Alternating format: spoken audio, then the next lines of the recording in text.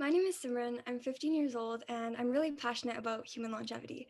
And recently I was working on a project where I predicted life expectancy based on epigenetic variables. And now I'm going deep into senescent cells and understanding how we can eliminate them. I'm going to start on a morbid note. We're all going to die one day.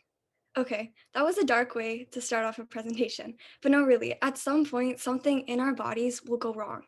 And this is because of a process that we call aging. But why? Why do we get sicker as we get older? And why are we more prone to disease like Alzheimer's and cancer as we age? There are so many interconnected factors that play a role in aging.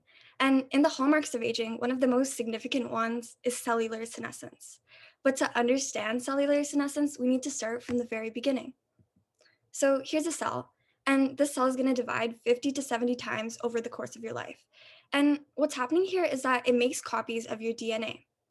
But the problem is that with every single cell division, a little bit of DNA is lost at the ends, which is why we have telomeres. Telomeres are repetitive nucleotide sequences that protect the ends of your chromosomes from degradation and fusion. Here, let's think about it like a shoelace. The shoelace is the chromosome, the telomeres are the plastic tips that keep the end of your shoelace from fraying. And as your cell continues to divide, the telomeres become shorter and shorter and shorter until the cell can no longer divide and becomes a senescent cell. See, there's problems with senescent cells though, because the senescent cell doesn't do a programmed cell suicide. It underproduces a protein that tells them when it's time to die, unlike all of the other cells. And senescent cells try to resist cell death. What they do is activate certain pathways, a pro-survival pathway, and they inhibit a pro-apoptotic pathway, which is like a death pathway for cells. So the aging of tissues is due to the accumulation of all of these senescent cells. And they aren't alive or dead. They're just sitting there chilling in your organs, maybe your lung, your kidney. And what they do is secrete what we call pro-inflammatory cytokines.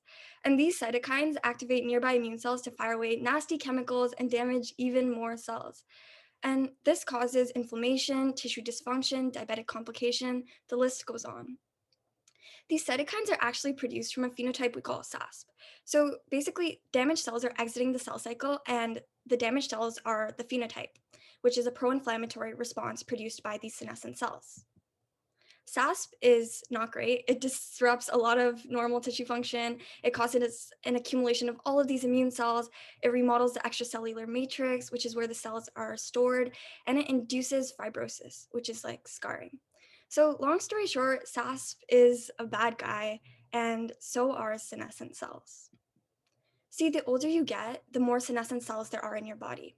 And as scientists and researchers, what we want to do is get rid of these senescent cells without getting rid of the healthy ones. To increase human lifespan and health span and cure all these age related diseases, we need to reverse the biological clock. And we can only do that by eliminating senescent cells. So let me introduce to you what we hope is the holy grail: Senolytics. Senolytics are designed to eliminate senescent cells, and it's a compound that basically reduces age-associated decay. They selectively eliminate senescent cells and SASP without killing off the healthy cells. But how? How do Senolytics do this?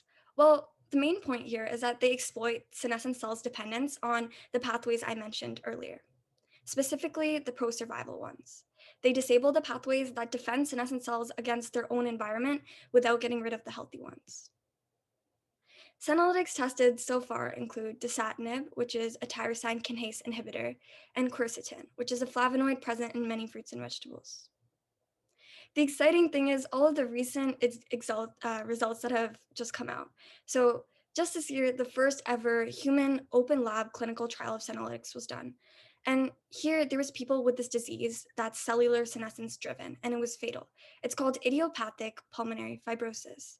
So 9 doses of dasatinib and quercetin over 3 weeks led to significantly improved walking endurance, gait speed, and physical performance, which is absolutely life-changing. It's a big breakthrough, and it's so exciting how they eliminated senescent cells and got so much progress in these patients. The thing is, we don't know a few things. We don't know the unknown short and long-term side effects of these drugs. We don't know how individual senescent cell types contribute to tissue dysfunction as well, just because we just started. This is a long journey, and it's only just begun. What we do know is that aging is the greatest risk factor by far for many life threatening disorders, including cardiovascular, neurodegeneration, and cancer.